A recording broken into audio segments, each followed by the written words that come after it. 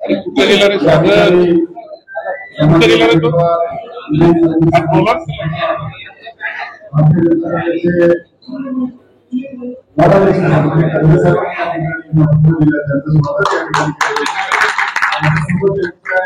असंख्य कार्यक्रम या ठिकाणी उपस्थित आहेत. स्वागत या ठिकाणी केलं जातं. सन्माननीय विजय साहेब या ठिकाणी त्यांचे स्वागत करत आहेत आणि त्या जोरात आपण त्यांचं या ठिकाणी स्वागत करतो. त्या ठिकाणी मतदार या ठिकाणी भारतीय जनता पार्टीच्या पदाधिकाऱ्यांचं या ठिकाणी विजय चव्हाण साहेबांना पाठिंबा दर्शवण्यासाठी ते या ठिकाणी प्रवेश करत आहेत. त्यांचं सर्व पदाधिकाऱ्यांचं मनापासून स्वागत आहे. या ठिकाणी आमचे पदाधिकारी आहेत ते साहेबांच्या प्रती कारण ते या ठिकाणी सादर करतात. विनंती करतो त्या ठिकाणी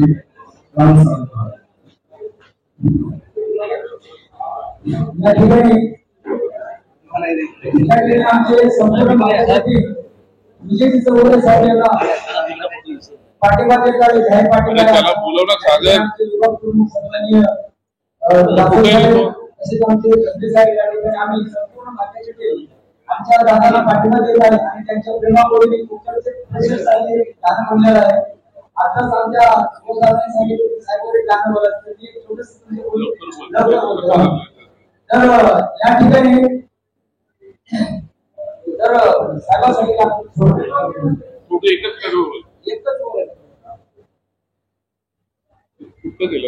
अहो विजयी होणार निवडून येणार, अहो विजयी होणार निवडून येणार, आम्ही विचार केला हो पक्का पक्का पक्का आणि विचार केला होता सर्वांनी विजय चव्हाण सर्वांनी निवडून द्यायचा. अहो विजयी होणार निवडून येणार, आम्ही विचार केला हो पक्का आणि येत्या 20 तारखेला प्रेशर कुकरवर म्हणा हो शिक्का. अहो येत्या 20 तारखेला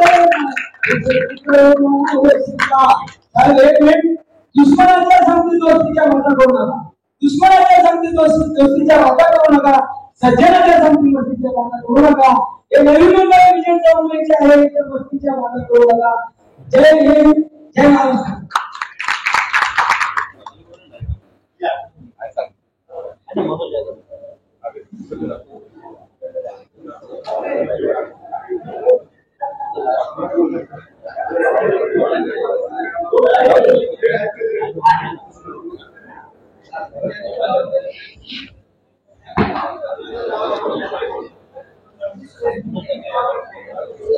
सुतेल सागर हे बसा रे.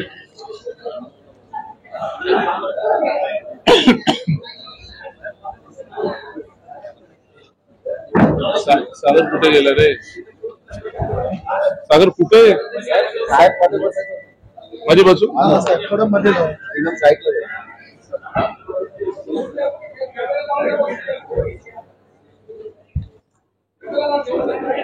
हे आतमध्ये गर्दी करू नका.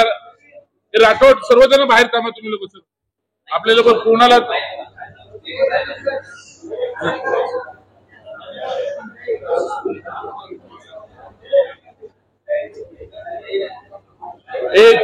तिकडनं पण कोणाला सोडू नका रे. पत्रकार सोडून कोणाला सोडू नका.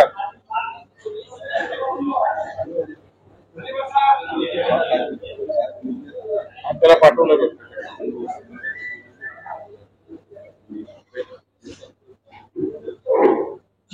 सर्वांची पहिला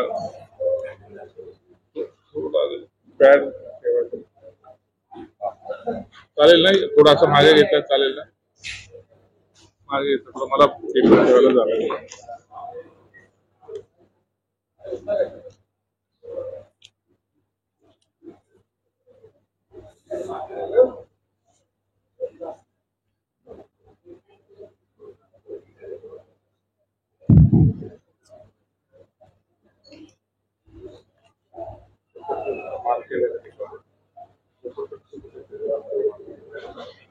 झोपडपट्टीचा कुठं मार्क केला आहे? झोपडपट्टीचा कुठं मार्क केलेला आहे?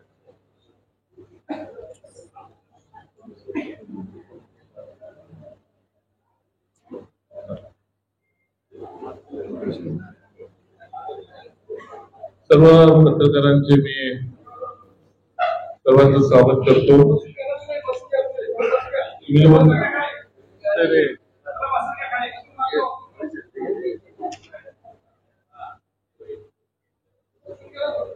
खरं पाहिलं तर विजय चौगुलेचा आजचा जाहीरनामा, इथं जाहीरनामा बोलणार नाही, मी वचननामाच माझा आहे आणि मी वचनाला पक्का माणूस आहे. कारण मी का 5 वर्ष आमदार नव्हतो, मी का 5 वर्ष कुठल्या पदावरती नव्हतो. मला थोडा प्रश्न पडलाय नव्या मुंबईकरांना विचारावं वाटतंय की मागच्या 5 वर्षाचा जाहीरनामा सन्माननीय आमदारांचा, मी नाव घेत नाही, मला नाव घ्यायची गरज पण नाही, मी पण तसं बोलणार नाही. काय इंग्लिश भाषा मला थोडं, मी इंग्लिश कमी आहे, थोडं इंग्लिश पण थोडा कमी बोलतो. तो 19चा जो त्यांचा काय असेल तो काही गोष्टीचा जाहीरनामा असेल. आता या ठिकाणी आता हे मी माझे दाखवायच्या अगोदर मी त्यांचं दाखवतो. विकसित नवी मुंबई साकारली, माणुसकीची लोक कल्याणाची विचारधारा जपली. मला माहित नाही की नवी मुंबईची विकसित नवी मुंबई काय साकारली, विकसित नवी मुंबई काय साकारली हे मला त्या आमदारांना विचारायचं आहे की फक्त नवी मुंबई विकसित केली ही सिडकोनी केलेली नवी मुंबई विकसित आहे. त्यांनी मला फक्त त्यांना एकच प्रश्न विचारायचा आणि लोकांना पण त्यांना प्रश्न विचारायला सांगायचा आहे की त्यांचा असलेला बोलकोड गाव, ज्या ठिकाणी त्यांचा जन्म झाला, ज्या ठिकाणी ते मोठे झाले, ज्या ठिकाणी ते राजकारणात आले, वॉटेवर सर्वच गोष्टी त्या ठिकाणी सुरुवात झाली. आज त्या बोलकोड्याची परिस्थिती पाहिल्यानंतर मला फक्त त्यांना एवढंच सांगायचंय, त्या मॅनिफेस्टो मध्ये त्यांनी ते बोलकोड्याचा विकास टाकायचा यांनी विसरलाय. मला त्यांना बोलायचंय की तुम्हाला विकासच करायचा आहे तर त्यांनी जाहीररित्या लोकांना सांगावं, पत्रकारांना सांगावं, मतदारांना सांगावं की विकास त्यांनी बोनकोड्यापासून सुरुवात करायला पाहिजे, ही नवीन सुरुवात करायला पाहिजे. त्यांची विचारधारा, मी त्यांना सांगतो की तुमची विचारधारा बोनकोड्यापासून सुरुवात करा, तुमची विचारधारा. त्याच्यामध्ये त्यांनी मला आश्चर्य वाटतंय, मोरबे धरण, मोरबे धरण, मोरबे धरण, ते किती वर्ष तुम्ही मोरबे धरणाचं हे करणार? मोरबे धरण आज आहे तरी आमच्या झोपडपट्टी वासियांना पाणी नाही भेटत. 12वीचं पाणी येतं ते पण पाणी आम्हाला भेटत नाही. कॉलनीच्या भागामध्ये सुद्धा 2-2 दिवस, 1-1 दिवस, 5-5 तास या ठिकाणी 2-2 तासासाठी कॉलन्यांमध्ये पाण्याची हे ठरलेली आहे. कुठली तुमची स्वयंपूर्ण जलधारा, स्वयंपूर्ण ते कसं काय घ्यायला लावला हे विजय चौगुलेला हिस्ट्री माहिती, मला ते काय बोलायचं नाही, मला ते सांगायची गरज नाही. पाणी मालमत्ता, पाणीपट्टी करवाढ नाही केली.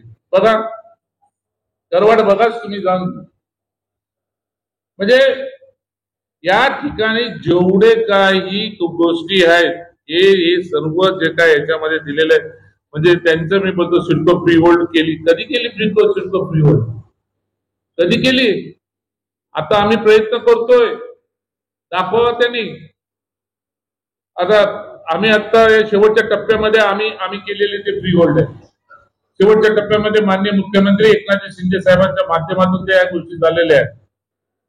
आधुनिक वैद्यकीय सुविधा, आधुनिक वैद्यकीय सुविधा, अर्धा हॉस्पिटल फोर्टीजला विकला त्यांनी.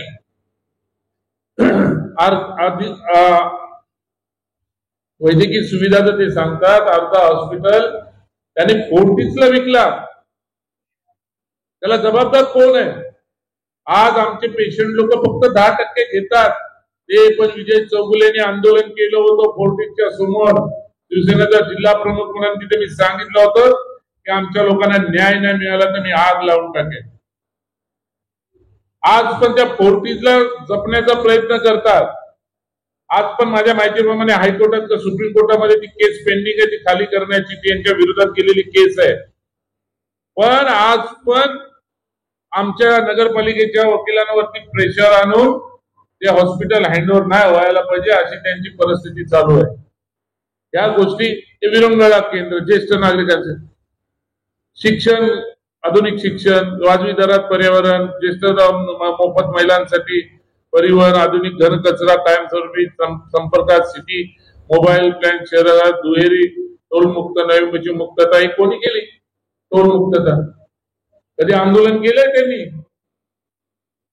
आंदोलन कधी जाऊन कधी टोलवर उभा राहिलाय का? कुठल्या टोलवर उभा राहिलाय? माझ्या इथं ऐरोली मधल्या लोकांनी मला निवेदन दिलं 4-1 महिन्यापूर्वी. आम्ही ते जाऊन सीएम साहेबांकडे दिले. ठीक आहे, मनसेवाल्यांनी पण त्याला आंदोलन केलंय. ज्यांनी केलंय ते मी कधी बोलायला विजय चौगुले मागे पुढे बघणार नाही. कुठलं आंदोलन त्यांनी केलंय मला त्यांनी दाखवून द्या. जनतेच्या सतत संपर्कात एनटीपी टीटीपी केंद्रामुळे जल प्रदूषण घडते. आता कुठलं जल प्रदूषण घडते मलाच माहित नाही आणि कशा पद्धतीने घडते मलाच माहित नाही. सिटी लॅबिलिटी प्लॅन अंतर्गत शहरात सक्षम पायाभूत सुविधाची निर्मिती. वा वा आमदार साहेब, काय सक्षम पायाची तुम्ही केली आहे. गाव गावठाणामध्ये लोकांना कुठं वेटीस आणलाय ते बघून तर जा. लोकांना गरजेपोटी घरं बांधून नाही दिली, ठराव पास नाही केलेत. आता कुठे ठराव आम्ही मुख्यमंत्र्यांच्या माध्यमातून करून घेतले. तोपर्यंत आमच्या प्रकल्पग्रस्तांनी स्वतःच्या गरजेसाठी 50-50 मध्ये घरं बांधली. आज अर्धे भाड्याने देत आहेत, अर्धा बिल्डरही करतो. त्याच्यावर त्यांचा काही लोकांचा दैनंदिन चालते. ही प्रकल्पग्रस्तांची व्यथा आहे, ही सांगायची गरज नाही. काय पायाभूत सुविधा त्यांनी केले.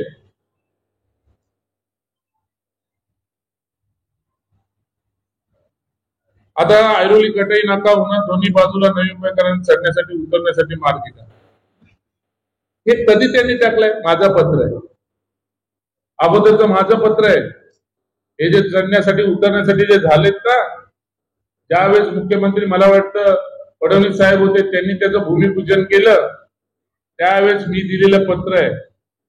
आणि ते पत्र माझ्या माहितीप्रमाणे मला सुद्धा माहिती आहे की जे एक्स्ट्रा जे काही वाढलं ते नगरपालिका देणार MMRD ला, असं पण काहीतरी त्याच्यामध्ये विषय आहे. ते विजय चौगुलेंनी केलंय.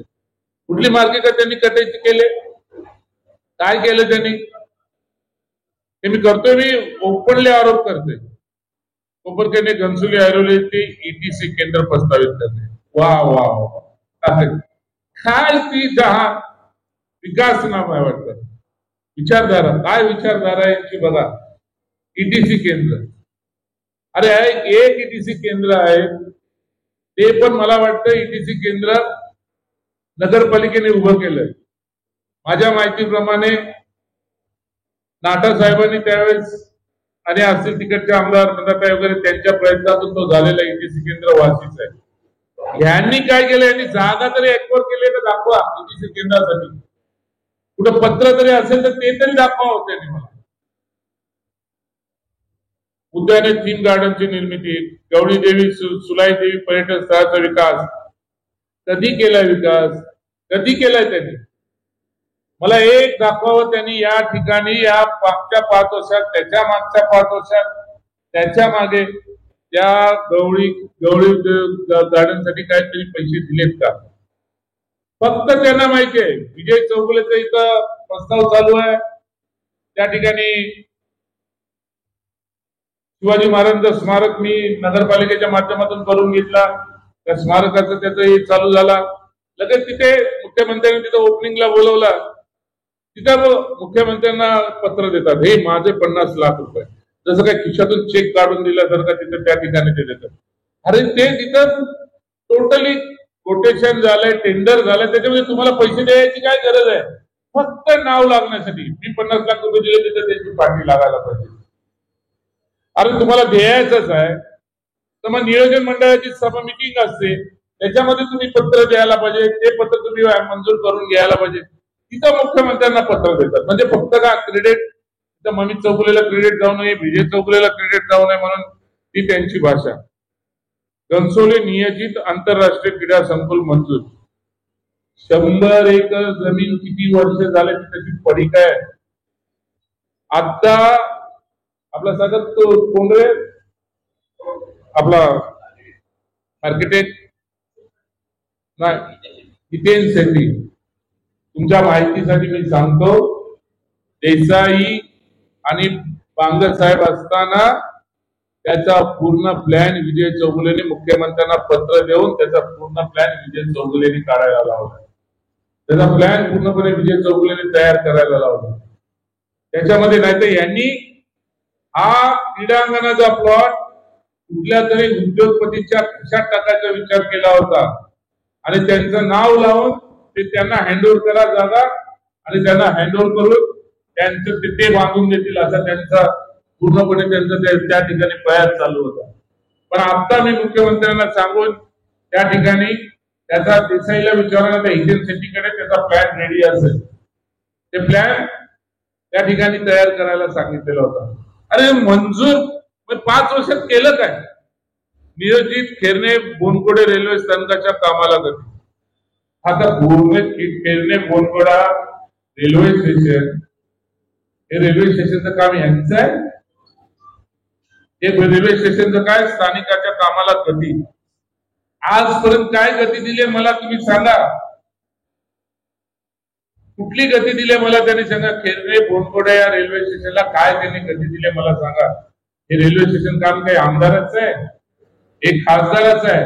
पण आता त्यांनी टाकले ते बरं झालंय. टाकले आमचे दिसले आमचे लाडके खासदार नरेश म्हस्के साहेब यांच्या माध्यमातून खेरणे बोनकडेचा रेल्वे स्टेशन विजय चौगुले मागे लागून आमदार झाल्यावर तो मंजूर घेऊन गेल्याशिवाय राहणार नाही. हे पण मी या ठिकाणी मी आवर्जून सांगतो. विविध स्पर्धामधून घडवलेले राज्य राष्ट्रीय आंतरराष्ट्रीय खेळाडू किती घडवलेले, काय या ठिकाणी घडवले थोडं त्याची घडवड त्यांनी आम्हाला सांगावे. चित्रकला स्पर्धेतून लाखो विद्यार्थ्यांना एकत्र येत पर्यावरण रक्षण वृक्षारोपण जनजागृती, शासकीय दाखले शिबिरातून हजारो विद्यार्थी युवकांना दिलासा. कधी त्यांनी दिलासा दिलाय मला सांगा. हे सर्व फसवेगिरी चालू आहे यांची.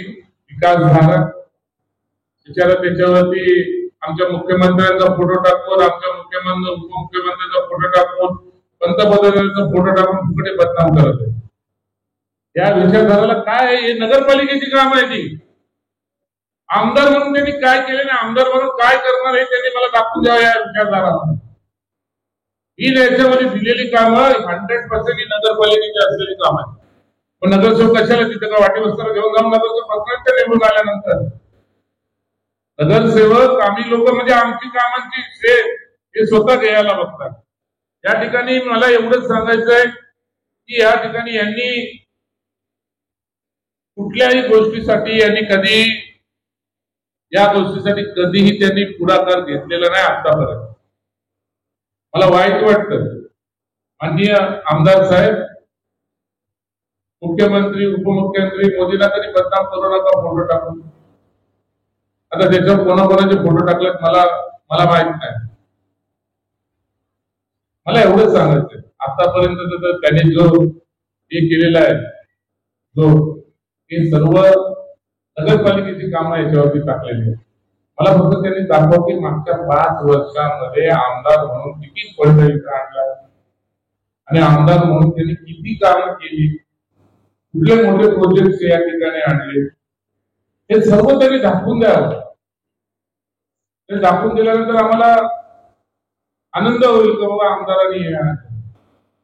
पण विजय चौगुले आमदार झाल्यानंतर महाराष्ट्र शासनाचा फंड आणल्याशिवाय राहणार नाही आणि इथे कामं करून दाखवल्याशिवाय राहणार नाही.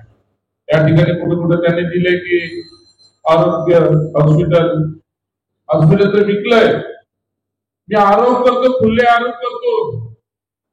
17 भागाची 12,000 मीटरचा प्लॉट आज सिडकोनी यांना दिलेला तर डेव्हलप करायला महानगरपालिकेसाठी तो टेंडर काढून विकलाय. मी त्याच्यावरती केस फाईल केलेली आहे. ह्या लोकांना सर्वांना आतमध्ये घातल्याशिवाय विजय चौगुले शांत बसणार नाही. कुठल्या नियमामध्ये नाहीये की शासनाने दिलेला जो प्लॉट कुठे युडीची वगैरे कुठली परवानगी न घेता कुठल्या पद्धतीने टेंडर त्यांनी काढून ठेवलं. पण ते कुठल्याही परिस्थितीमध्ये विजय चौगुले त्या बाबतीत त्यांना सोडणार नाही. हे मी पाठपुरावा करणार आहे. जायला माझं आपण केले. आता हे माझा विषय झोपडपट्टीचा विषय. माझा आवाज म्हणजे विजय चौगुले मला झोपडपट्टीचा माझा आवडता विषय. कारण मी तळागाळातून आलेला मनुष्य, झोपडपट्टीतून काम करून आलेला मनुष्य आहे.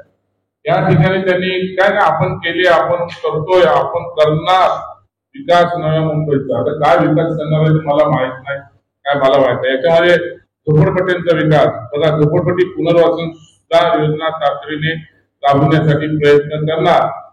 झोपडपट्टी बांधवांना हक्काच्या घरं नियमित मालकीसह त्या ठिकाणी मोठी घरं उपलब्ध करण्यासाठी प्रयत्न करणार. आता मला तुम्ही सांगा, हाच व्यक्ती, हाच विचारधारा देतो त्या विजय चौगुलेने SRA लागू करायला लावला, त्याला यांनी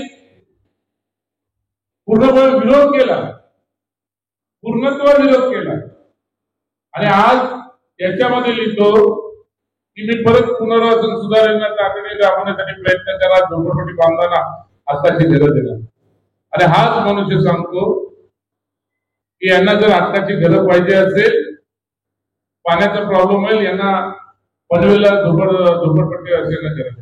आणि परत मॅनिफेस्टो मध्ये देतो की मी SRA विचारायला SRA ना पुनर्वसन म्हणजे SRA योजनाला तुम्हीच नाही बोलता, तुम्हीच विरोध करता आणि त्या गोष्टी करतात. झोपडपट्टीमध्ये राहणारी इमारत घरोघरी पाईपद्वारे स्वयंपाकाची गॅस उपलब्ध करून देतात.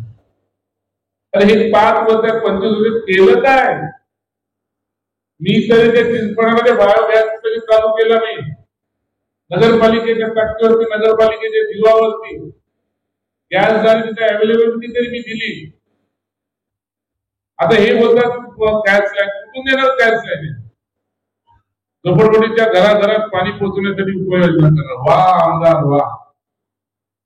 आजपर्यंत लोकांना आमच्या पाणी नाही भेटत आणि आता सांगता मग तुम्ही केले काय एवढे वर्ष? म्हणजे एका ठिकाणी बोलता आम्ही पूर्णपणे पाणी, मोरवेचं पाणी आणि 24 तास पाणी, ही भाषा त्यांची असते. आणि मला माहिती आहे आता लाईव्ह पण बघत असतील, बघायला पाहिजे त्यांनी, खरं पाहिलं तर. म्हणजे आम्हाला 2-2 दिवस 3-3 दिवस दिघा झोपडपट्टीमध्ये, ऐरोली झोपडपट्टीमध्ये पाणी भेटत नाही. पाणी तर मोरवेचं पाणी तर बिलकुल नाही. घाई करून राबवण्यापासून एक पाईपलाईन आपल्या चिंचपाड्यापर्यंत तिकडे टाकली गेली आहे, पाईपलाईनची मोरवेची. त्याला आज तास आहे पाणी नाही आहे. टेंडर का काढला? एका नगरसेवकाच्या पाईपलाईनच्या टेंडरवरती पोट बसलं, त्याच्या हातापायी टेंडर काढलं. आणि ते टेंडर काढून तसंच त्याला बिलकुल पाणी नाही.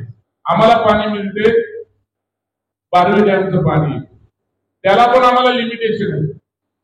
त्याला एवढे लिमिटेशन टाकलेले आहेत का आम्हाला ते काय बोलतात, व्यवस्थित वेळेलावरती रात्री 10 वाजता आम्हाला बंद केलं जातं पाणी, पाणी सोडलं जातं आणि बंद केलं जातं. ही दिघा ऐरोलीसारखी परिस्थिती आहे या ठिकाणी.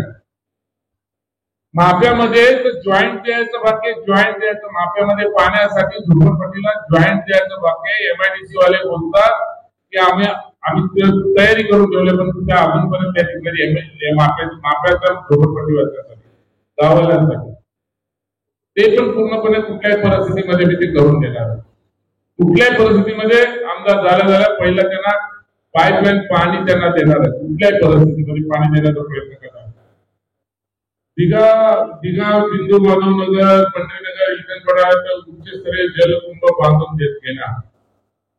आणि नगरपालिकेची कामं दिघा, बिंदू माधवनगर, पंढरीनगर ऑलरेडी MIDCच्या माध्यमातून ते कोर्टामध्ये, सुप्रीम कोर्टामध्ये केसेस चालू आहेत.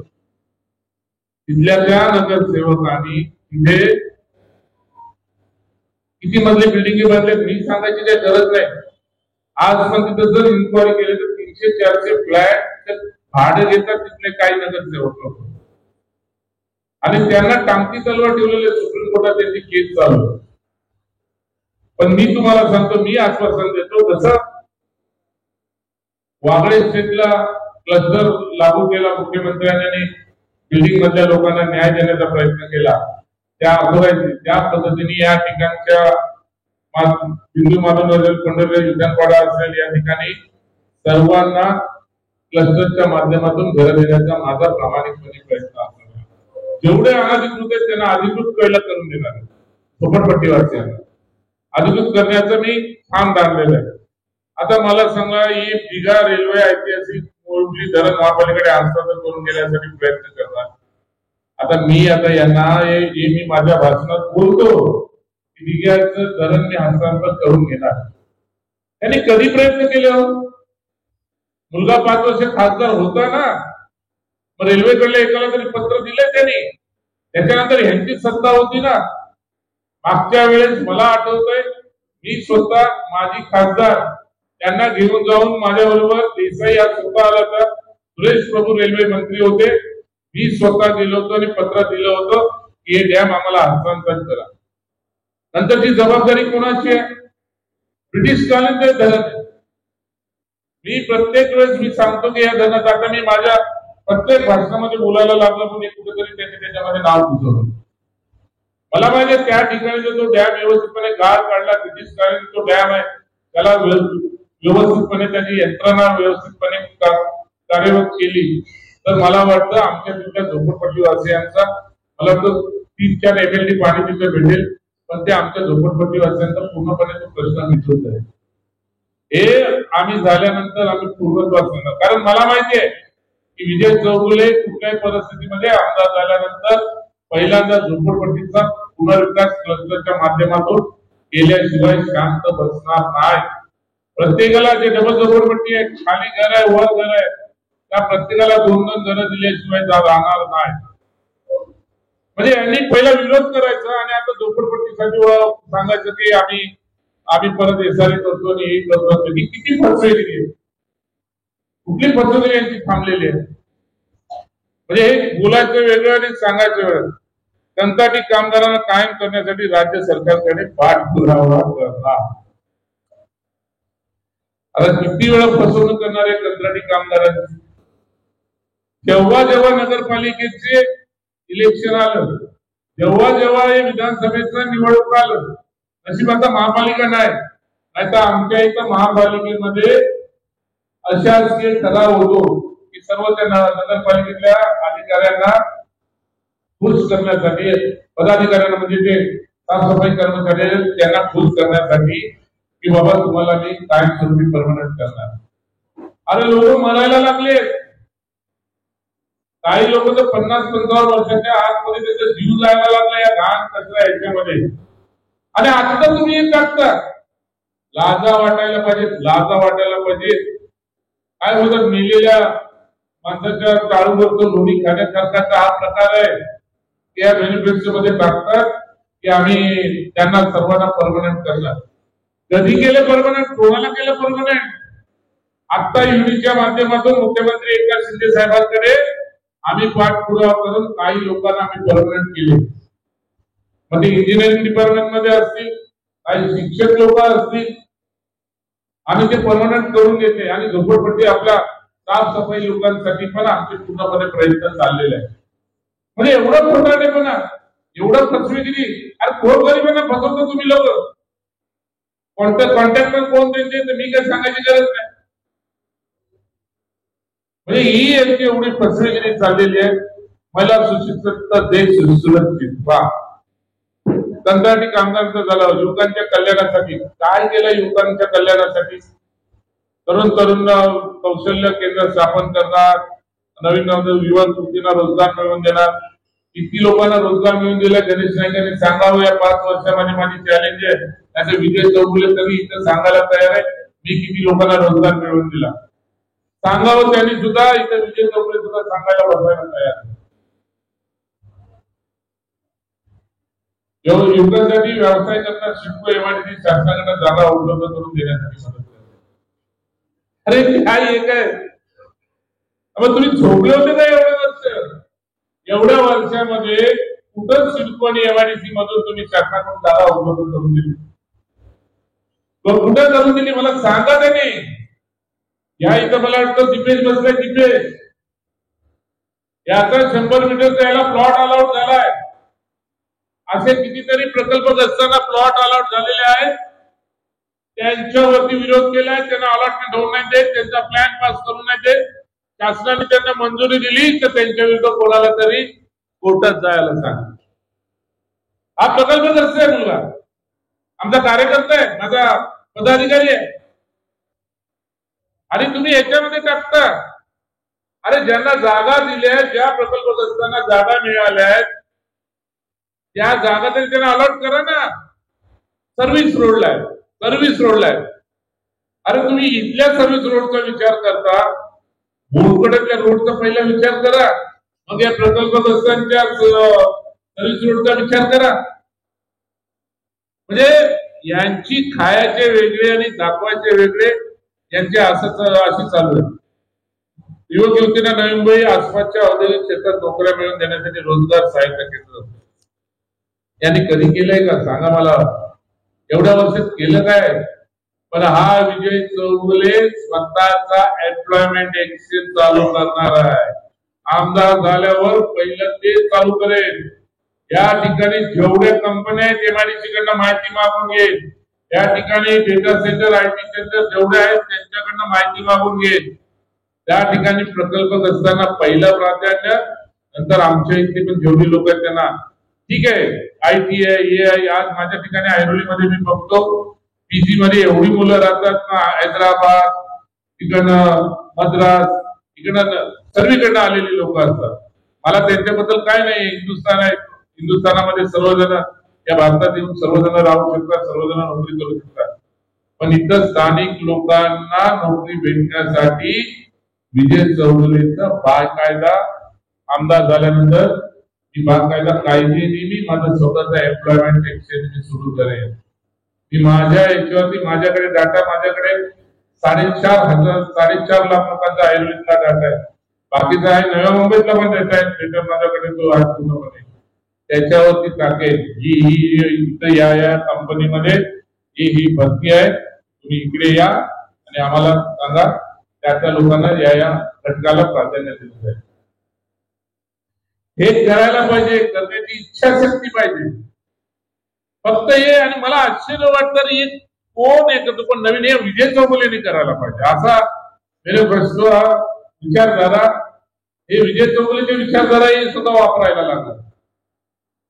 आमदार म्हणून यांनी काही गोष्टी आजपर्यंत त्यांनी केल्या असेल तर आम्हाला त्याचं आश्चर्य वाटायला लागलं.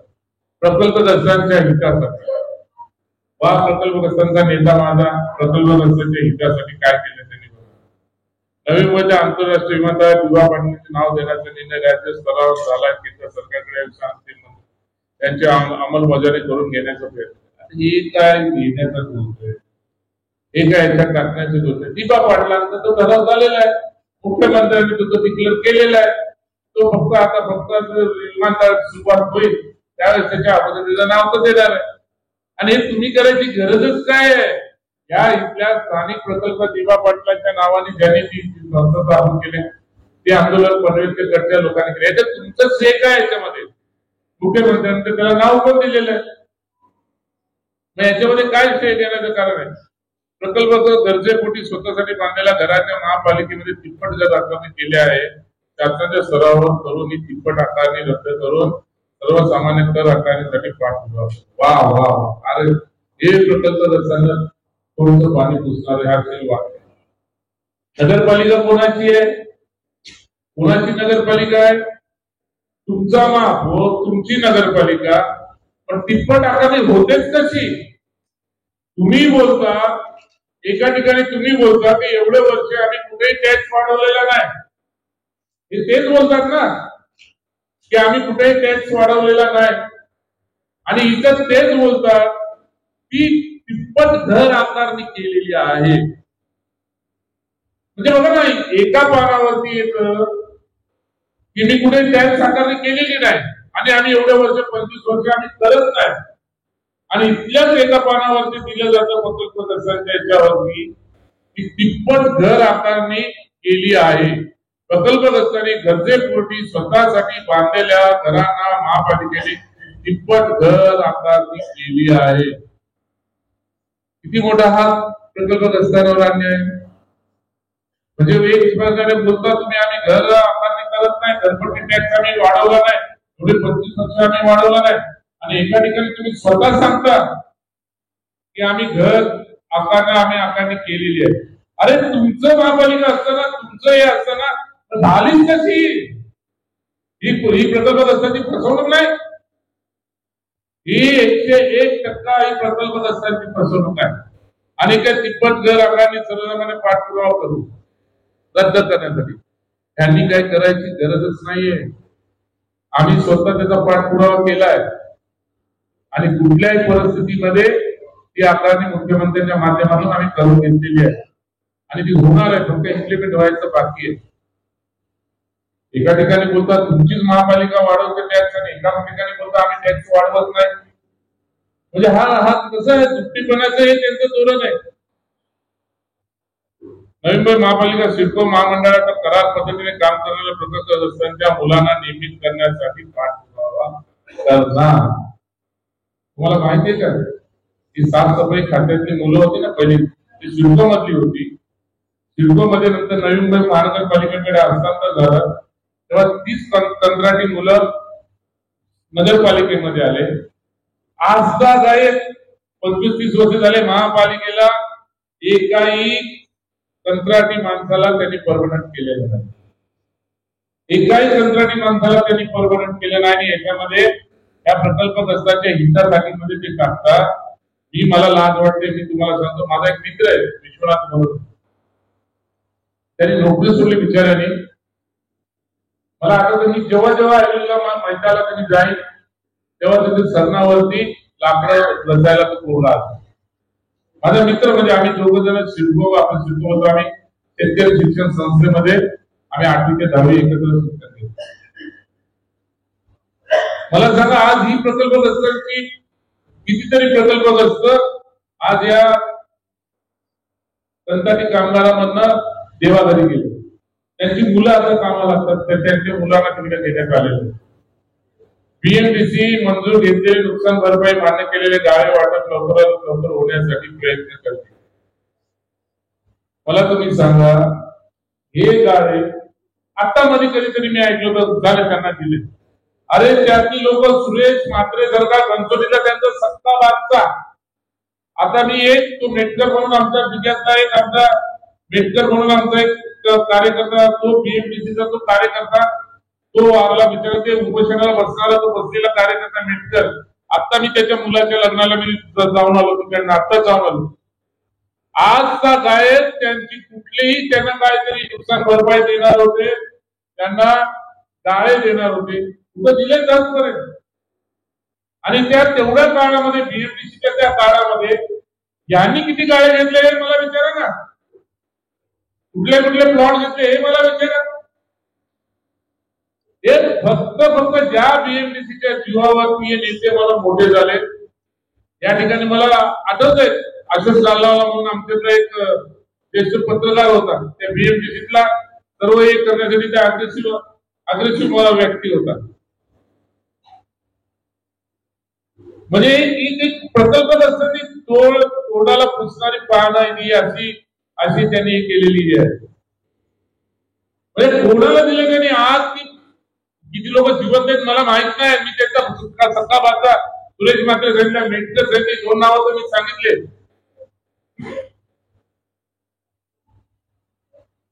अटल कोळी बांधवांना नुकसान मिळण्यासाठी प्राण ठेवतात. आता कोळी बांधवांना अटल सेतू प्रकल्प बाधित कोळी बांधवांचे पैसे आलेले पैसे यांनी थांबवून ठेवलेले आहेत. त्यांना नुकसान भरपाई मिळणारे पैसे. मी घनसोलीच्या दिलीप म्हात्रे का आपला दिलीप पाटील त्यांना विचार. काल मला कोकण केंद्रातले विटा कंपनी आले होते मच्छीमारवाले, त्यांना विचार. त्यांचे आलेले पैसे यांनी थांबून ठेवलेले. वासुदेव येतात म्हणजे त्यांचे आलेले पैसे त्यांनी थांबून ठेवले. त्यांचा जो आहे ना आपला अखिंडा असतो, खाडीच्या किनारी अखिंडा असतो, त्या अखिंडामध्ये त्यांना मासेमारीसाठी ते अखिंडा करतात. असा तलाव त्यांचा जुना तलाव असतो. त्या जुन्या तलावामध्ये त्यांना गाळ काढून देता येत नाही. काय होतं, मँग्रोवचा पाला पडल्यानंतर, हवा आल्यानंतर तो पाला पडला जातो. पाला साचला तर त्याच्या पाल्यावर पाला, चिखल आणि पाल्यामध्ये मासेमारी टिकत नाही, मासे टिकत नाही. म्हणून त्या प्रकल्पग्रस्तांनी आम्हाला फक्त त्यांचा आहे तो अखिंडा, फक्त त्याच्यातून गाळ काढून द्या, आम्हाला गाळ काढायची परवानगी द्या. म्हणून ते आज केस लढतायत, प्रकल्पग्रस्त केस लढतायत. ही शेतकऱ्यांची प्रकल्पग्रस्तांची आहे. 12.5% योजनेतून शेतकरी काढून घेतलेले 375 क्षेत्राचा परतावा प्रकल्पग्रस्तांना मिळवून देण्यासाठी पाठपुरावा करणार. 15 वर्ष पालकमंत्री होते, खासदार यांचे होते, आमदार यांचे होते, महापालिका यांचे होते. मग तिथे बसून काय करत होते? आणि आता तुम्ही विचारधारा टाकता. ज्या वेळेस या प्रकल्पग्रस्तांची विचारधारा बदलली आहे तेव्हा आता त्यांनी सुचायला लागले हे विचारधारा टाकायचं. 12.5%चा मी मदत 3.4% क्षेत्राचा जर परतावा त्यांना प्रकल्पग्रस्तांना मिळवून देण्यासाठी जर सिडकोकडे जागा नव्हती तर आज 300 एकर जागा, माझ्या माहितीप्रमाणे 300 एकर जागा आडवली बुटवलीची जी रिझर्वेशन मध्ये होती, आता डीपी प्लॅन मध्ये त्यांनी तो रिझर्वेशन काढायला उठवायला लावला. त्यात किती टक्केचा कोणाचा पर्सेंटेज त्याच्यामध्ये गुंतला गेलाय हे वेळ आल्यावर मी सांगेन. पण मी तुम्हाला सांगतो की जेवढ्याही प्रकल्पग्रस्तांचा त्या 300 एकर मध्ये सिडकोला सांगून 100 एकर जमीन तरी ऍक्वायर करायला लावणार प्रकल्पग्रस्तांसाठी. हे विजय चौगुलेचे शब्द. प्रकल्पग्रस्तांसाठी 100 एकर तरी जागा ती मी शासनाच्या मार्फत ऍक्वायर करायला लावणार, सिडकोला ऍक्वायर करायला लागणार. आणि त्या ठिकाणी हा जो 4.25चा परतावा आहे तो पूर्ण परतावा त्यांना द्यायला लागणार. ज्यांचा 12.5%चा घनसोली, गोठवली, कोपरखेरण्यामध्ये ज्यांचे 12.5%चे प्लॉट वाटप बाकी आहेत त्यांना तिथं द्यायला लावणार. हे विजय चौगुलेचे शब्द आहे. हे मी तुम्हाला 100% मी करून दाखवणार, म्हणजे कुठल्याच प्रकारे मी करून दाखवणार. मला फक्त एवढंच सांगायचं आहे की आज मोसी कंपनी असेल, बिल कंपनी असेल, स्टँडर्ड कंपनी असेल, त्याच्या बाजूला युनायटेड आपली कार्बन ती कंपनी असेल, या मोठ्या मोठ्या कंपन्या शेतकऱ्यांनी 700, 700, 800, 800 एकरच्या त्या 70 ते 100, 150, 200 पर्यंत एकरच्या त्या कंपन्या होत्या. शेतकऱ्यांची जमीन त्यांनी घेतली. त्यावेळेस तिथं नोकरीला देणार या उद्देशाने त्यांनी जमीन घेतली. नंतर ही जमीन करोडोच्या भावाने विकली गेली. म्हणजे मी घेतलेली एखाद्या कंपनीने, नोर्सिलने घेतलेली कंपनी रिलायन्सला त्यांनी विकली. त्यावेळेस सिडकोनी ट्रान्सफर चार्जेस, एमआयडीसीनी, सिडको बोलतो मी एमआयडीसीनी, एमआयडीसीनी ट्रान्सफर चार्जेस काही नाही तर काहीतरी माझ्या आयडियाप्रमाणे 4000 मीटर का 5000 मीटर, आता आयटी चालू झाले तिथं सुद्धा 4000 मीटर असेल, 5000 मीटरनी काहीतरी त्यांनी ट्रान्सफर चार्जेस लावल्या गेल्या. त्या ट्रान्सफर चार्जेस मधून ह्या पालकमंत्री असेल, आमदार असेल, मंत्री असेल, त्यावेळेस ते मंत्री होते, पालकमंत्री होते, त्यांनी का ठराव केला नाही त्या ट्रान्सफर चार्जेस मधील 25% हिस्सा जे मूळ शेतकरी होते त्यांना द्यायला पाहिजे, कारण तो त्यांचा हक्क होता. कारण तुम्ही शेतकऱ्यांना कशासाठी बोलून घेतले, नोकरीला लावणार त्या पद्धतीने तुम्ही घेतलं आणि परत तुम्ही त्या पद्धतीने त्यांना वेगळ्या पद्धतीने केलं. आणि त्याच्यामध्ये माझा हे पण विचार होता का त्या ठिकाणी जेवढे लोक कामाला होते, आज हजारो एकर जमीन आहे, तिथे जे प्रकल्पग्रस्त शेतकरी कामाला होते त्या ठिकाणी बीएमटीसी सोडून द्यावं. बीएमटीसीचं हे करू शकत नाही. बीएमटीसीच्या लोकांना भेटेल का नाही मला शंका आहे. पण त्या ठिकाणी ज्या ज्या शेतकऱ्यांची जागा दिलेली होती या आमदाराचं काम नव्हतं का एक एक गाळा त्यानं तिथं उपलब्ध करून द्यावा. जमीन ज्याची गेली, ज्याची जमीन गेली ती जमीन हजारो पटीने त्यांनी ती जमीन विकली गेली. त्यावेळेस त्यांनी ठराव करायला पाहिजे होता की प्रकल्पग्रस्तांना तिथं 10% प्रकल्पग्रस्तांसाठी रिझर्व ठेवा आणि काहीतरी थोडाफार चार्ज, मी तर बोलतो फुकट द्यायला पाहिजे, पण थोडाफार चार्ज लावून त्या ठिकाणी त्यांच्या मुलांच्यासाठी गाड्या अवेलेबल का करू नाही दिले गेले. हे कोणाचं काम होतं? हे आमदाराचं काम होतं. पण हा विजय चौगुले आमदार झाल्यानंतर पहिला उपोषणला बसेल या प्रकल्पग्रस्तांचे हे विषय घेऊनच तिथं प्रकार आडवले बुतोलीचे 100 एकर जमीन ऍक्वायर करायला पाहिजे, 3.5% परतावा त्यांना द्यायला पाहिजे. तिथे करून हे ठिकाणी ज्या कंपन्या आता विकलेल्या आहेत त्या ठिकाणी 10% कोटा ठेवायला पाहिजे. त्या 10% मधून ज्यांची जमीन गेली, ज्यांची मूळ जमीन होती त्या कंपनीमध्ये, त्यांना त्या ठिकाणी जसं बीएमटीसीचा तुम्ही विचार करता तसा या मूळ त्या मालकांना त्या ठिकाणी गाड्या अवेलेबल दिल्या पाहिजे. त्याचा निधर्वाचं साधन त्या ठिकाणी अवेलेबल कर. विजय चौगुले पहिला हा विषय घेऊन उपोषणाला बसल्याशिवाय राहणार नाही आणि याच्यानंतर सोडूनच द्या. हे एमआयडीसी जागा विकत घेईल. तुम्ही आता यावेळेस आता विद्यमान आमदारांनी काय कामं केली नाही त्याबद्दल सगळा लेखाजोखा मांडला. आमचं असं म्हणणं आहे की तुम्ही आमदार झाल्यानंतर आमदार म्हणून काय काम करणार? मी हेच सांगतो ना, मी आता मी हेच बोलतोय. आता विषय हा तिथला, मी आमदार झाल्यानंतर 300 एकर जमिनीमधला 100 एकर जमीन मी ऍक्वायर करायला लावी आणि ती ऍक्वायर करायला लावून जो 4.5% जो परतावा आहे तो 100 एकर जमिनीचा सिडकोला टेंडर काढून बाकीची विक्री करून 4.5% परतावा त्यांना द्यायला लावी.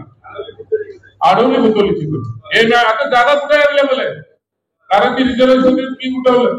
दुसरा मी तुम्हाला आता तेच बोलतो, जसे स्टँडर्ड वगैरे याच्या कंपन्या मोठ्या म्हणजे 50 एकरापासून 20, 50, 70 एकर, 100 एकर, 200 एकरच्या जमिनी, मोठ्या मोठ्या जमिनी, ज्यांच्या जमिनी गेल्या, ज्या जमिनी गेल्या त्या जमिनीच्या लोकांना कामावर काढून टाकून त्यांना देशोधडीला लावलाय.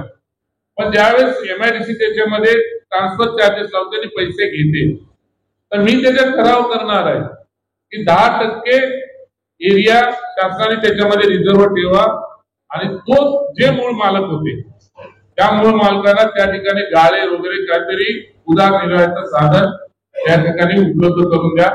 ही माझी अशी मागणी आहे. 100% मी करणार. त्याच्यासाठी मी आमदार झाल्यानंतर पहिल्याच महिन्यामध्ये मी हा उपोषणाला मी बसणार. उपोषण मी प्रकल्पग्रस्तांच्या पासूनच उपोषणाला मी सुरुवात करणार आहे. लोकांपर्यंत पोहोचवण्यात यशस्वी झालात का? तुमच्या कुकरने तुमच्या विरोधकावर प्रेशर निर्माण केलेला आहे का? आता मी सांगायची गरज नाही. आता तुम्ही बाहेर लोकांमध्ये विचारू शकता किती प्रेशर आलेलं आहे. आणि आता प्रेशर आलंय म्हणून तुम्हाला माहित नाही 3 रॅल्या निघायला लागल्या. 3 आता कालची परिस्थिती तुम्हाला माहिती आहे. प्रेशर डेव्हलप करण्यात यशस्वी झाला माझा 100% माझा मी यशस्वी झालेला आहे. मी आता बाकीचं त्यांच्या विरोधात काही जास्त बोलत नाही. आपला वेळ पण झालेला आहे. मला आता मी बघा याच्यामध्ये मी जे काही करणार आहे, आता मी ऑपोजिशन लीडर होतो तेव्हा मी 3 गोष्टी कायमस्वरूपी बजेटमध्ये मांडायचो. एक माझा पहिल्यापासून बजेट असायचं की माझा उद्देश असायचा बजेटमध्ये तो विषय असायचा, नगरपालिकेचा बजेट असला की तिघांचे पुतळे उभा करायसाठी मी प्रयत्न असायचा. त्याच्यामध्ये पहिला होता दिबा पाटलांचा पुतळा. आणि दिबा पाटलांचा पुतळा कुठं उभं करायला पाहिजे? तुम्हाला माहिती असेल की पहिले जेवढे आंदोलन व्हायचे ते मला वाटतं अर्बन हक्का काय त्यांचं कॉर्नर आहे तो डोंगराची त्यांनी जे अर्बन हक्का काय बनवलेला आहे आपल्या हनुमान मंदिराच्या खालच्या साईडला त्या सिग्नलला कोणाचे उपोषण झाले तर त्या ठिकाणी त्या सिग्नलला तिथे पहिलं आंदोलन दिबाने सिडकोला आणलं. माझा दिबा पाटलांनी जेवढा प्रकल्पग्रस्तांचा संबंध आला नसेल तेवढा माझा दिबा पाटलांशी माझा संबंध आलाय. त्यांचं भेटणं त्यांच्याशी बोलणं आज झालेलं आहे.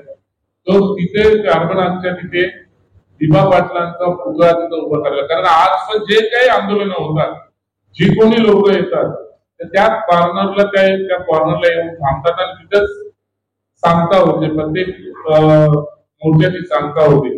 पण जे संघर्ष करणारे लोक आहेत, तिथे येणारे लोक आहेत, त्यांना तिथे दिघा पाटलांचं स्मरण व्हायला पाहिजे. म्हणून त्या ठिकाणी जागा अवेलेबल करून तिथे दिबा पाटलांचा पुतळा कुठल्याही परिस्थितीत उभा करणार. दुसरा राहिला पुतळा बाळासाहेब ठाकरे साहेबांचा. तुम्हाला माहितीच असेल की शिवाजी चौकामध्ये बाळासाहेबांच्या पुतळ्याला जागा वगैरे डिमार्केट करून कलेक्टरचे एनओसी वगैरे घेऊन तुमच्या पोलिसांचे एनओसी वगैरे सर्व घेऊन आता फक्त तो टेंडर प्रोसेसिंगला तो राहिला की शिवाजी चौकामध्ये बाळासाहेबांचा पूर्णाकृती पुतळा बसवला. हे मी सीएम साहेबांच्या माध्यमातून मी सर्व मागे लागून ते करून घेतलेलं आहे. तिसरा राहिला माझा होता अण्णासाहेब पाटलांचा पुतळा. कारण कोपर खेळण्यामध्ये अण्णासाहेब पाटलांचा पुतळा उभा करायला पाहिजे की माथाडी वर्ग आहे म्हणून. तर तो पण आम्ही घनसोली नाही कोपर खेळण्या ठिकाणी जागा हे करून घेणारच आहे. चौथा राहिला विषय दिघे साहेबांचं स्मारक ऐरोली घनसोली जो ब्रिज येतो त्या ठिकाणी दिघे साहेबांचं स्मारक आम्ही तिथं उभं करतो. फक्त जागेचा हँडओव्हर टेकओव्हर बाकी आहे. त्यानंतर त्याची जी प्रोसेसिंग आहे ती पूर्णपणे प्रोसेसिंग झालेली आहे. याच्यानंतर मला जे करायचंय की एक संविधान भवन, आंबेडकर भवन जे कोणी बोलत असेल, मला तर वाटतं ते आंबेडकर भवन एवढ्या भ्रष्टाचाराखाली शब्द गेलंय की कधी कधी मला त्याचं ते वाईट वाटतं. कारण त्या आंबेडकर भवनावरती एवढे काही पैसे खर्च झाले, त्याच्यामध्ये भ्रष्टाचारच होत आला. मला आठवतं मी स्टँडिंग कमिटी चेअरमन होतो 2007 साली. त्यावेळेच्या बजेटमध्ये मी बाबासाहेब आंबेडकरांचा भवनाचा हेड मी तयार केला. कोणी येऊन माईच्या लाली येऊन बोलावं, यांनी येऊन सांगावं. त्यावेळेस मी त्यांच्याशी बोलत सुद्धा नव्हतो. यांचं मत होतं की बाबासाहेबांचे कुठं कशाला पुतळे तयार लावता, पुतळे करता, लोकांना आणता, जेणेकरून मग ती लोक आपल्यावरती उलटणार, आपल्याला धावून येणार. पण मी स्टँडिंग कमिटीचा त्यावेळेस चेअरमन असताना हेड तयार केला आणि ते बाबासाहेब भवनाची सुरुवात विजय चौगुलेपासून सुरुवात झाली. हे तुम्ही नगरपालिकेच्या रेकॉर्डला असेल तर रेकॉर्डला असेल तेव्हा तुम्ही त्याची माहिती घेऊ शकता. सिडकोची गरज दुकानामध्ये स्थानिक प्रकल्प असताना राखीव घरं ठेवण्याची तरतूद विजय चौगुले कुठल्याही परिस्थितीमध्ये करून घेणार. प्रकल्प असताना सोडू द्या, पहिले सिडको प्रकल्प असताना आहेच आहे, पण पहिल्यांदा सिडको ओबीसी वगैरे प्रत्येक कास्टच्या लोकांना रिझर्व्ह कोटा ठेवायचा. एसटी साठी असेल, ओबीसी साठी असेल, प्रत्येक कास्ट. आजकाल तो कोटा पूर्ण त्यांनी बंद केलेला आहे. तर तो पण बहुजनांसाठी म्हणजे ओबीसी असेल, एसटी असेल, एससी असेल, त्या लोकांसाठी सुद्धा कोटा त्या ठिकाणी घरांचा रिझर्व्ह करण्यासाठी उपलब्ध करून देण्यासाठी मी प्रयत्न करणार आहे. दिबा पाटलांच्या महामंडळासाठी निधी उपलब्ध करून देऊन त्या ठिकाणी प्रकल्पग्रस्त उद्योजक तयार करण्याची माझी संकल्पना आहे आणि ती मी पूर्णत्वामध्ये मी देणार आहे. हे मी सर्व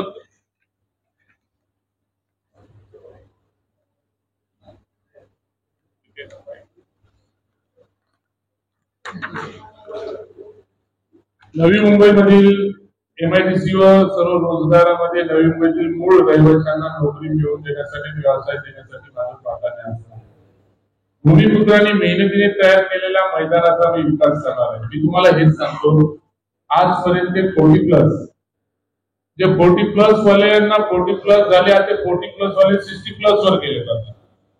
पण ती 40+ ची जी संस्था तशीच 40+ ची संस्था आहे.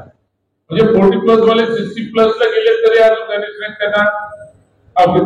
त्यांना आजपर्यंत गाजरच देत आलं. मी तुम्हाला इकडे असं करेल, तुम्हाला ते तिकडे असं करेल.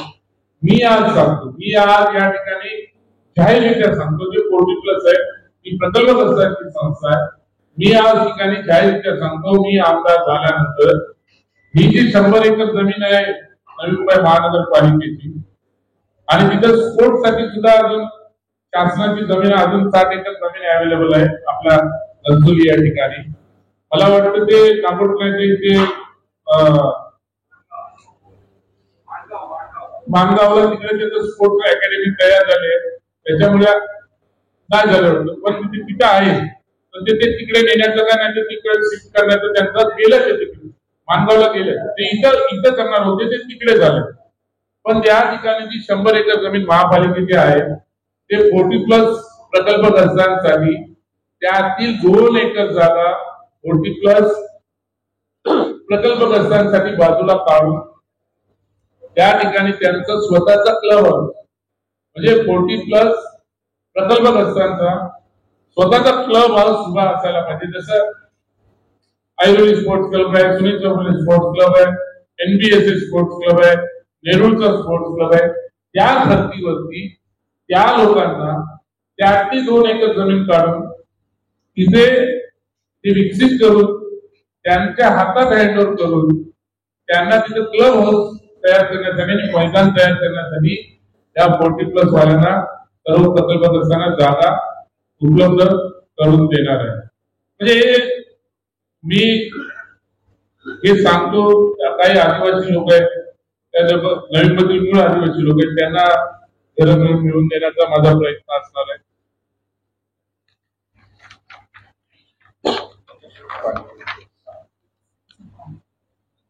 सिडको महानगरपालिकेने प्रकल्पग्रस्त ठेकेदारांना विशेषतः नवीन ठेकेदार बदलणाऱ्या हक्काची कामं मिळवून देण्यासाठी धोरण निश्चित करून घेणार ते मी करून घेणार आहे. दुसरं असं मी पण कॉन्ट्रॅक्टर आहे, माझी पण मोठे मोठे कामं माझ्या मुलाची पण मोठी मोठी कामं करतात. आज या ठिकाणी ज्यांच्या जमिनी वर कामं टेंडर निघणार आहेत, मोठी कामं येणार आहेत. एक आमदार होणार तर मी पण रबाल्यामध्ये मी काम करतो, ढिगामध्ये मी काम करतो. पण प्राधान्य देताना आज असं चालू आहे की मोठ्या मोठ्या कंपनीमध्ये एकच काही आमदारांचे सुपुत्र स्वतः सर्व मलिदा तिथं खात बसलेला असतात. तर त्या ठिकाणी ज्या ठिकाणी टेंडर होईल MIDC टेंडर केला त्या ठिकाणी केलं तर मला माहितीये की जो प्लॉट घेतो जो प्लॉट घेणारा टेंडर घेणारा असतो कोणीतरी मोठा मनुष्य असतो, मोठे कॉन्ट्रॅक्टर असतो, फिजिबिलिटी त्याची पाहिजे असते.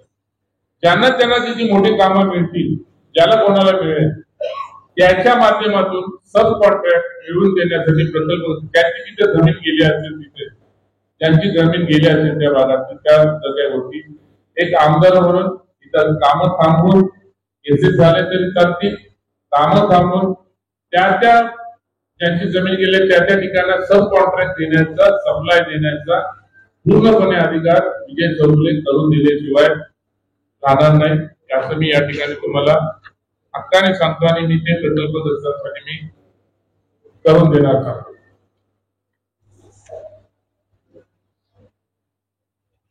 हे या ठिकाणी त्या आमदार म्हणून त्यांचा जो जाहीरनामा आहे त्या जाहीरनाम्यामध्ये त्यांनी सर्व नगरपालिकेच्या कामाचा उल्लेख केलेला आहे. नगरपालिकेच्या कामाचा उल्लेख केलेला आहे. आमदार म्हणून 15 वर्ष काम करायचे काम करतात पण त्यांनी थोडंफार जरी स्वतः निधी आणून काही गोष्टी केल्या असेल तर त्याला हे करायचं.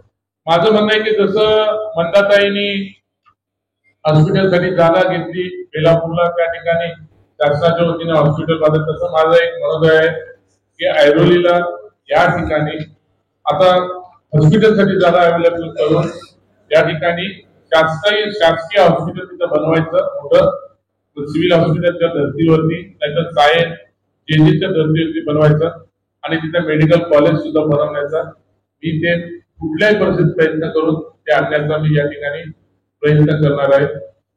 शिक्षणाच्या बाबतीमध्ये आता मी पण माझ्या पण शाळेत झोपडपट्टीमध्ये माझ्या शाळा आहेत, माझ्या इथे प्रायव्हेट शाळा आहेत, काही ग्रँड शाळा आहेत, काही प्रायव्हेट शाळा आहेत. उच्च पद्धतीने त्यांना शिक्षण भेटायला पाहिजे त्याच्यासाठी मी प्रयत्नशील असणार आहे. आणि मी बोललोय तसं बेरोजगारीसाठी स्वतः विजय चौगुलेचा एम्प्लॉयमेंट एक्सचेंज असणार आहे हे पण मी या ठिकाणी सांगतोय. खरं पाहिलं तर अजून बोलण्यासारखं सर्वच गोष्टी बोलून हे करायचं आणि सर्वात महत्वाचा माझा हे आहे की तुम्हाला मी सांगितलंय संविधान भवन उभा करणार आहे. एक अब्दुल कलाम भवन पण उभा करायचा माझा विचार आहे. कारण काय होतं की मुस्लिम लोक आहेत की त्यांना कुठेही गेलं की त्यांना लग्नासाठी वगैरे हॉल उपलब्ध होत नाही, कारण नॉनव्हेज जेवण द्यायचं असतं म्हणून एक अब्दुल कलाम भवन बांधून त्या ठिकाणी त्यांना त्यांच्या पद्धतीने करायचं. मराठा समाजासाठी एक छत्रपती भवन बांधून मराठा समाजाला द्यायचं विचार आहे. संविधान भवन तर ती उभं करणारच आहे. आणि सर्वात मोठं म्हणजे पार्किंगची समस्या ही फार मोठी पार्किंगची समस्या आहे. ही फार मोठी पार्किंगची समस्या आहे. त्याच्यावरती मात करण्यासाठी जागा अवेलेबल नसेल तर आज मला वाटतं बघा 28, 29, 12 या ठिकाणी वाशीला एक फार मोठा नाला आहे आणि त्याची दुर्गंधी त्याच्यावर केमिकल सोडलं जाते. आणि घनसोलीमध्ये पण मोठे नाले गेलेले आहेत. मला माहिती आहे की पावसाळी नाले ते पावसाळी नाले पॅक करता येऊ शकत नाही, पण काही प्रमाणामध्ये त्याला कव्हर करून इथं नागरी वस्ती आहे त्या भागामध्ये कव्हर करून त्या ठिकाणी त्याच्यावरती पार्किंगची व्यवस्था करायला पाहिजे. नाही तर त्याच्यावरती स्पोर्टची पण व्यवस्था करता येऊ शकते मुलांना, काही लोकांना काही गोष्टी करण्यासाठी. म्हणून सेक्टर 12 जो या ऐरोली मतदारसंघामध्ये जो 28, 29, 12 तो नाला कुठल्याही परिस्थितीमध्ये त्या ठिकाणी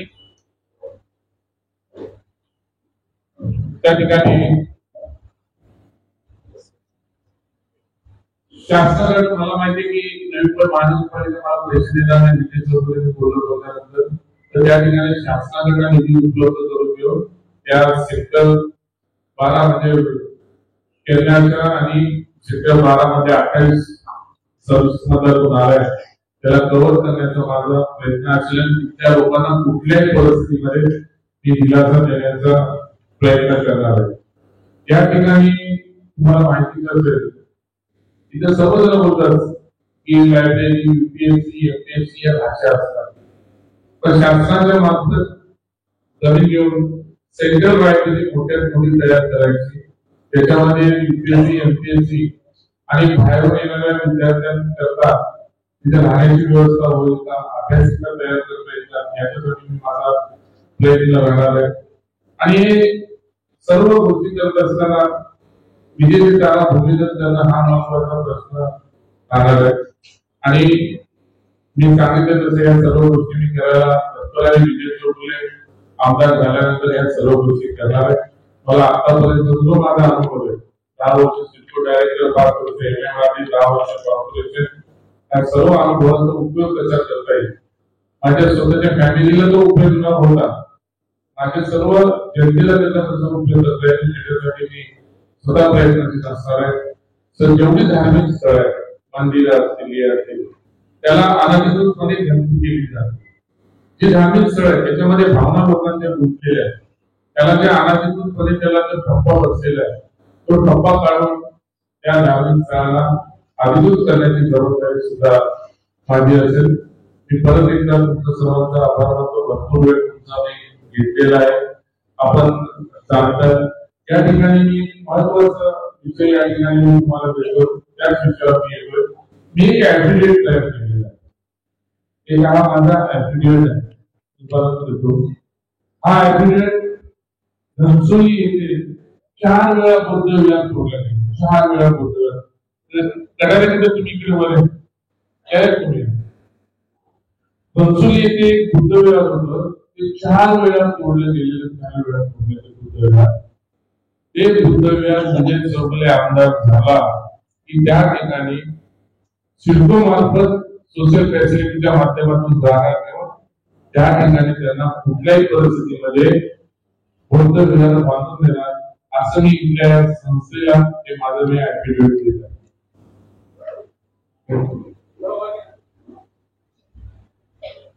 आणि बौद्ध विहार कुठल्याही परिस्थिती महिना विजय चौगुले आमदार झाला तर याचा इम्प्लिमेंट 2 ते 3 महिन्याच्या आतमध्ये विजय चौगुले करून देणार. हे पण या ठिकाणी मी गॅरंटेड करतो, कारण ह्या लोकांना हे सर्व फॅसिलिटी करतात. इथल्या पददलित असेल, सर्व वेगवेगळ्या समाजाचा घटक असेल, त्यांना सर्वांना एक फसवतच झालेली आहे. यांची फसवेगिरी दूर करण्यासाठी हे मी या सर्व गोष्टी मी करणार आहे. आपण सर्वजण आला, एवढ्या वेळ माझा रामायण महाभारत ऐकला त्याबद्दल मी तुमचं सर्वांचा आभार मानतो. आणि आता तुम्ही काय विचारा एकेकाने विचारा.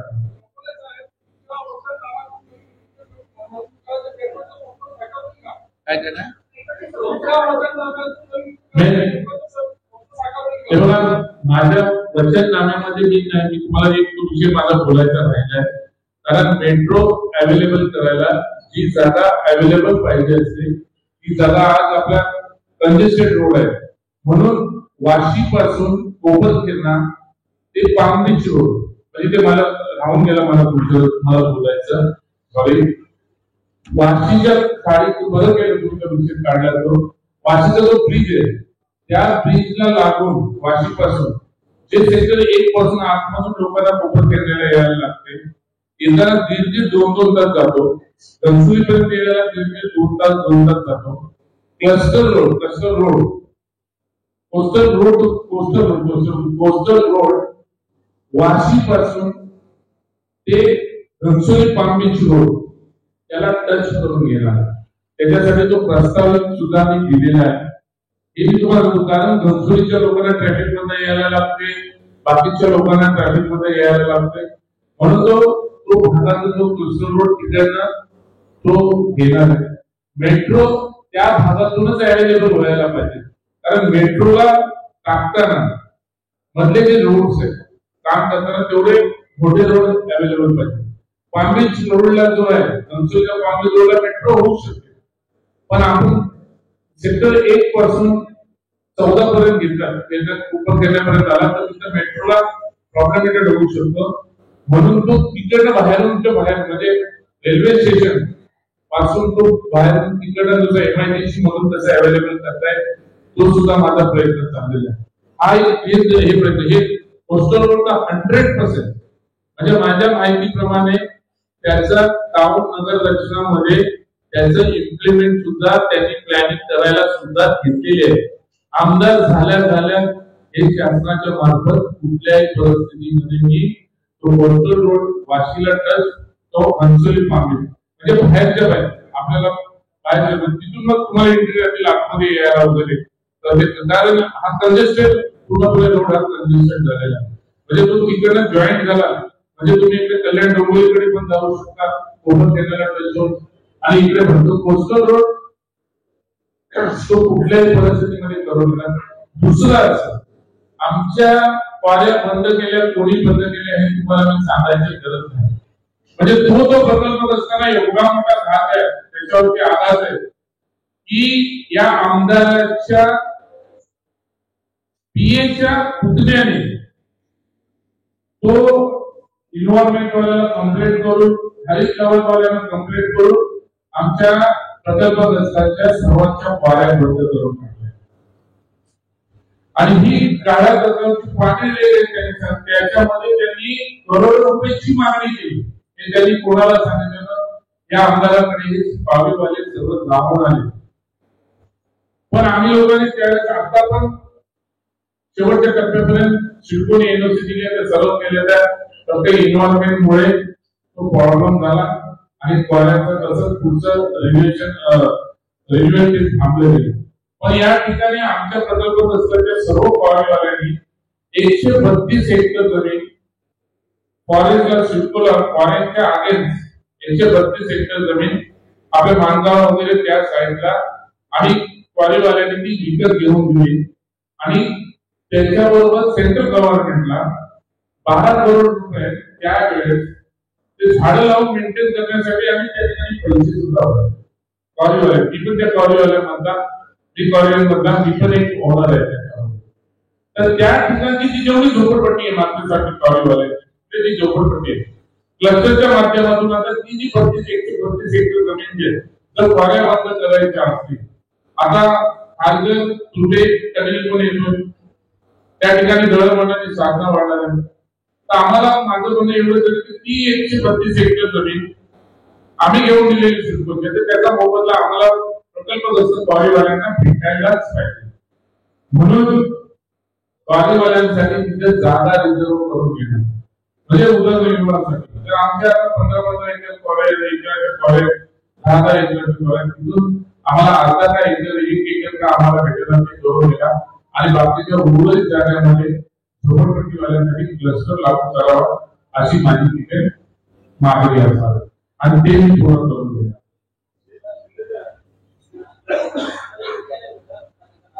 मोबाईल येते ना माहिती ना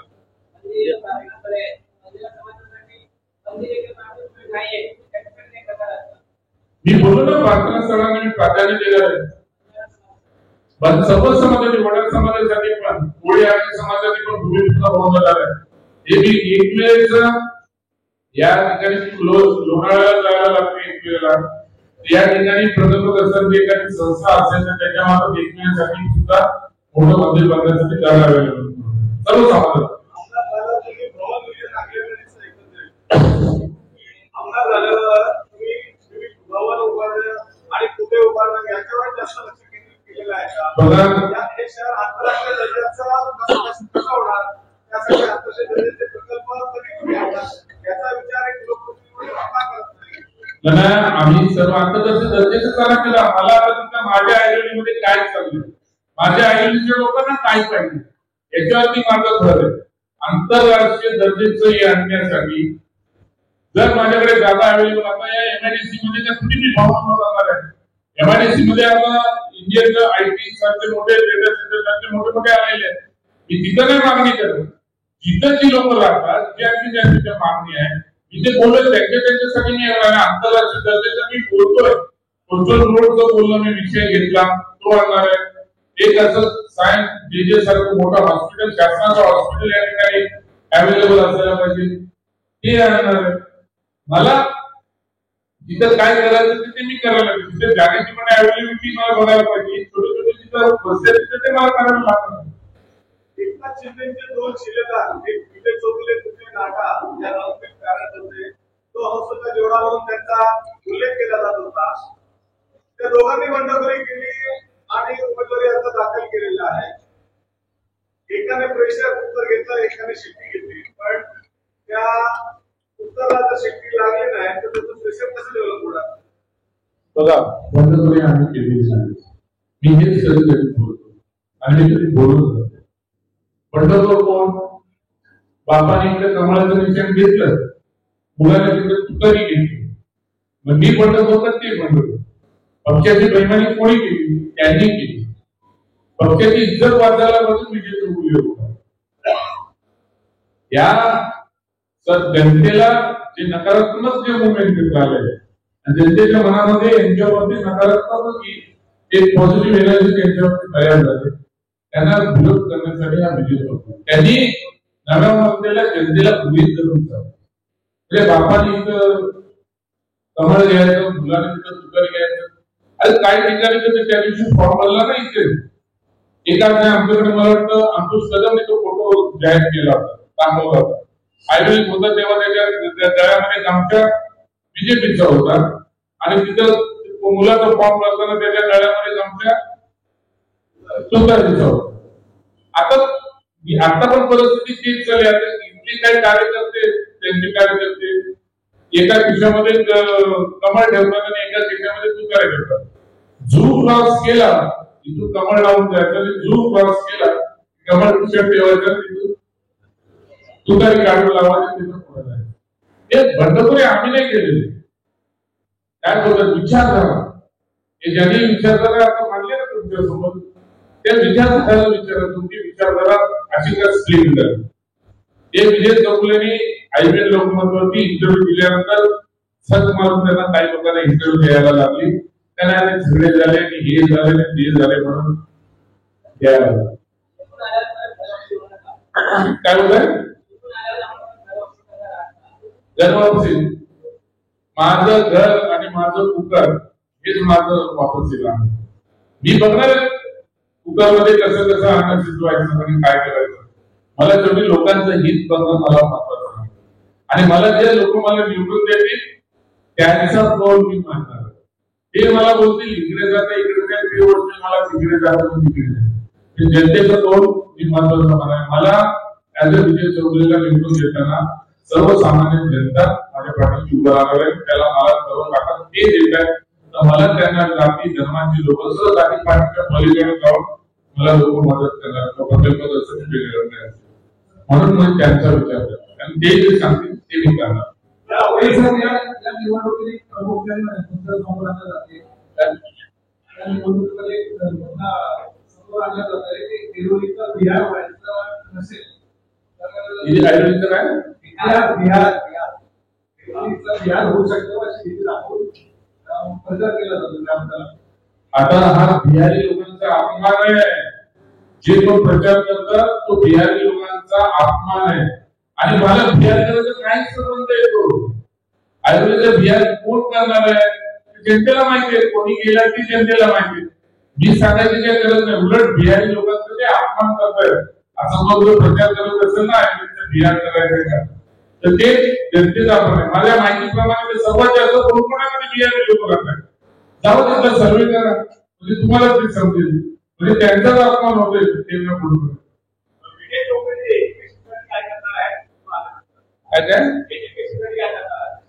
बघा मी माझी स्वतःची एज्युकेशन संस्था आहे. चांगली शाळा चालवतो. झोपडपट्टीमध्ये स्लममध्ये मी शाळा चालवतो. मला माहिती आहे इतक्या सर्वसामान्य जनतेची जाण मला माहिती आहे एज्युकेशन साठी काय करायला पाहिजे. ते त्या पद्धतीने निवडून आलं तर सर्वतोपरी करण्याचा विचार केला आणि तो सर्व लोकांना जाती धर्माच्या लोकांना न्याय भेटला पाहिजे याच्यासाठी प्रयत्नशील. आता त्यांनी शपथ घेतला ते त्यांचे एकेकाचे गुरु यांच्या विरोधात. तर या निवडणुकीत गुरुकडनं असा काही मदतीचा अंदाज काय मागण्या गुरुदक्षिणामधून आले का काय काय असं तुम्हाला मी सांगतो. गुरु जोपर्यंत आपण गुरुला मानतो तोपर्यंत आपण मानायचं. आता गुरु फक्त काय बोलतोय तन बोलतो ना तर आणि मन आता ते तनामध्ये झाले मनामध्ये झाले. मी बोललो ना माझे गुरु होते बोललो नाही बघायचं शेवटी बापाचं नाव चेंज केलं जातं काय. आता त्यांनी त्या दिवशी सांगितलं कोणीतरी प्रश्न विचारला की बाबा वारंवार तुम्हीच का उमेदवारीला उभे राहता हे करता तर त्यांनी काहीतरी बोलणं केलं की पाप बनवू शकतात का म्हणजे नवीन म्हणजे जनतेचा हा पाप बनायला होते हे चुकीच आहे. त्याच्या 23 तारीख महत्वाची आहे. 23 तारखेला बघत आता ते काय करणार आणि काय नाही करणार काहीतरी थोडं गोष्टी ठेवायला लागते ना.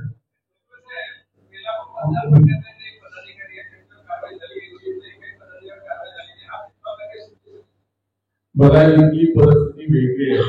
इथली सर्व आम्हाला का शिवसेनेचं दुकान आम्हाला बंद करायचं आहे का शिवसेनेचं दुकान आम्हाला चालवायचं आहे यांची जी धारणा होती. आम्हाला वाटलं तर तुम्ही युती म्हणून फॉर्म भरताना आम्हाला कळवायला पाहिजे आम्हाला बोललं पाहिजे इथलं जिल्हा प्रमुख म्हणून आम्हाला सांगितलं पाहिजे होतं. असं कुठलीही गोष्ट झालेलं आहे. माझ्या माहितीप्रमाणे मनोजला काहीतरी रात्री 10 वाजता काहीतरी एक फोन मनोजला रात्री 10 वाजता फोन आला उद्या फॉर्म भरायला. त्याचा जिल्हा प्रमुख म्हणून त्यांनी तत्व पाळले असते. आम्ही पण आमचे तत्व उद्या 3 महिन्यांनी नवीन महानगरपालिकेची निवडणूक घेणार. उद्याची परिस्थिती अशी असणार आहे. उद्या जर समजा इकडे महायुती आहे तिकडे महाविकास आघाडी उद्या कोणाची सत्ता येईल नगरपालिकेला त्या सत्तेचे देण्याकडून लोक बाबा उभे राहणार मी काय सांगायची गरज नाही. उद्या तर अशी पण परिस्थिती तयार होईल. जर उद्या महाविकास आघाडीची सत्ता आली आणि तिथून जर काय झालं तर 4 महिन्यामध्ये राजीनामा देतील परत पोटनिवडणूक लावायचा प्रयत्न करतील. हे सत्तेशिवाय राहू शकत नाही. हे त्यांनी नवीन प्रकरणात दाखवलेलं दिसून आहे. या ठिकाणी कमल या ठिकाणी तुतारू ठीक आहे. अजून काय संजय बोला ना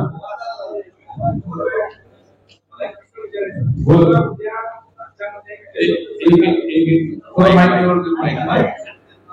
चालू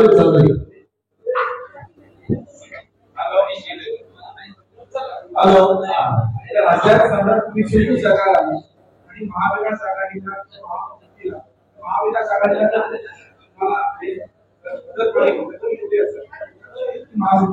मी नव्यामुंबई सोडून पुढे जाणार ते पण या आयुर्वेदिकच असेल जो आयुर्वेदिक का तयार करण्याचा विजय जोडले पुरस्कार माझे प्रेशर कुकर आहेत ना आता बरोबर उद्या आता विजयी झाल्यानंतर मी पण स्वतः कंपनी मी करणार आहे माझ्या स्वतः